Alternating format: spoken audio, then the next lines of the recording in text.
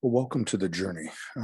This is Kevin Polky, and today we are going to have a reflection on um, following our dreams, getting feedback from others, and then sometimes the temptation of taking other people's opinions and giving it too much credence. Um, so, this was just recently. I was working with uh, one of my clinical teams at one of my offices, and I had found a video on YouTube, and it was based on a lady named Lindsay Sterling. And if you look up Lindsay Sterling on YouTube, you'll see where some of this inspiration came from. She is a violinist, but her delivery uh, is more of an experience or performance.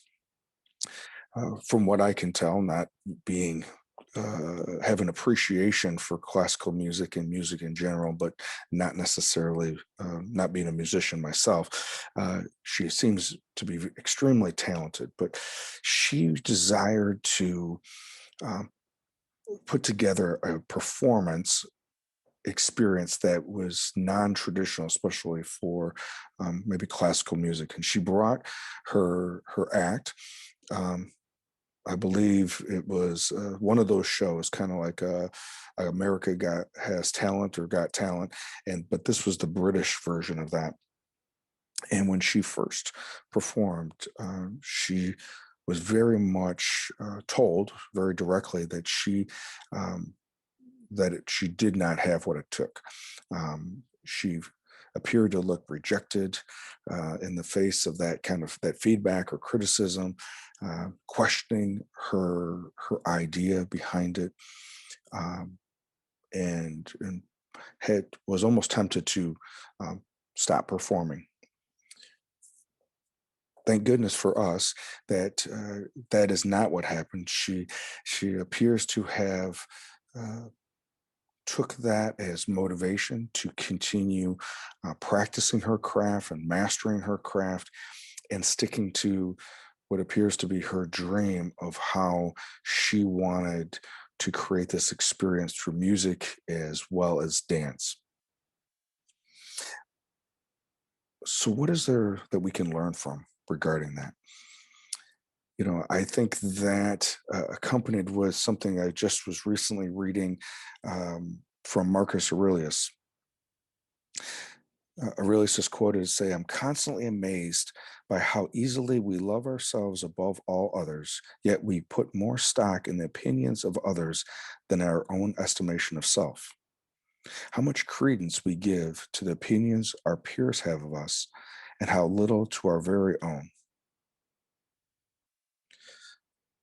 Later, it talks about how quickly we can disregard our own feelings about something and adopt someone else's. We think a shirt looks good at the store, but we will view it with shame and scorn if our spouse or coworker makes an offhand remark. We can be immensely happy with our own lives until we find out that someone we don't even like has more, or worse, and more precariously, we don't feel good about our accomplishments or talents until some third party validates them. Like many Stoic exercises, this one attempts to teach us that although we control our own opinions, we don't control what other people think about us or about us least of all. For this reason, putting ourselves at the mercy of those opinions and trying to gain the approval of others are a dangerous endeavor.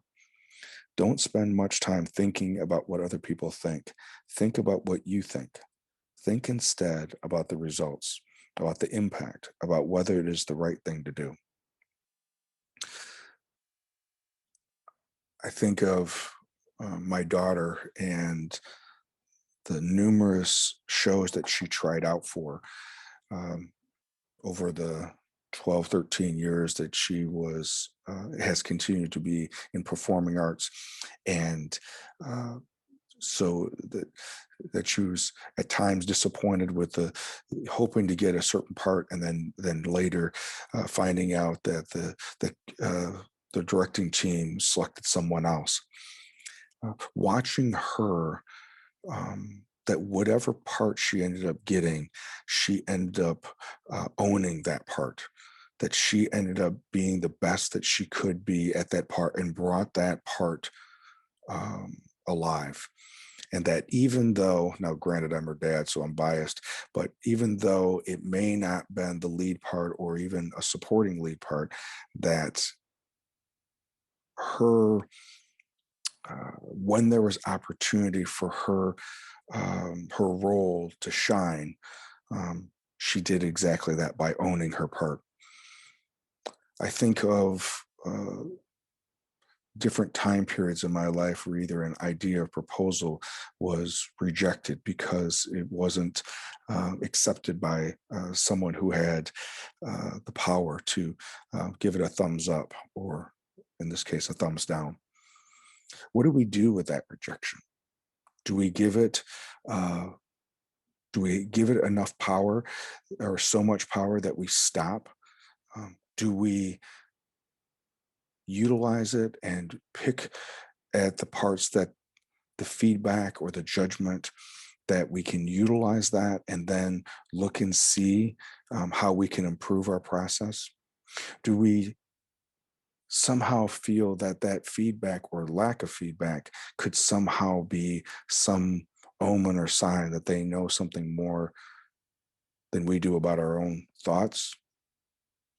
I think that for me is something that I wrestle with, coming up with an idea, putting something out there, and being vulnerable enough to let it be exposed, and then taking that risk that it may not be liked. Recognizing though that just because someone may not like it doesn't mean that silently there's another 10 who may. And then it's more of, do I like it? Is it is it actually being able to be what I envisioned in my mind? I think if it is a life-giving and I'm going at whatever I'm creating, going at there with the intent of helping others, um, of the project or the initiative is having the intent to have an impact on others, to make a difference, I think then I need to practice being able to assess it from that point of view, and recognizing that as we do that, that it will improve over time. The more that we go back and the more that we practice something, that mastery will be able to be achieved over time as we continue to go back and practice that, continue to go back and stick to the original vision. We may not necessarily get that feedback initially, or especially from individuals who may not fully grasp the original vision.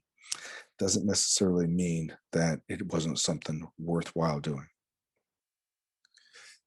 So when we see someone, regardless if it's on a TV show like American Idol or uh,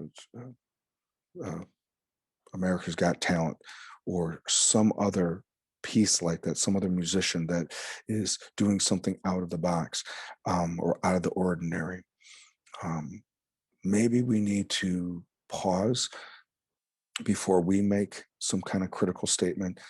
Uh, Maybe we need to um, look more uh, into the story that came about. That maybe this is their first exposure to that, and allowing that uh, to be able to develop in time. And then if we can do that and practice that with others, then maybe we can also do the same with ourselves. As always, thank you for listening. Be kind to one another's, and be kind to yourself. Look forward to seeing you next week.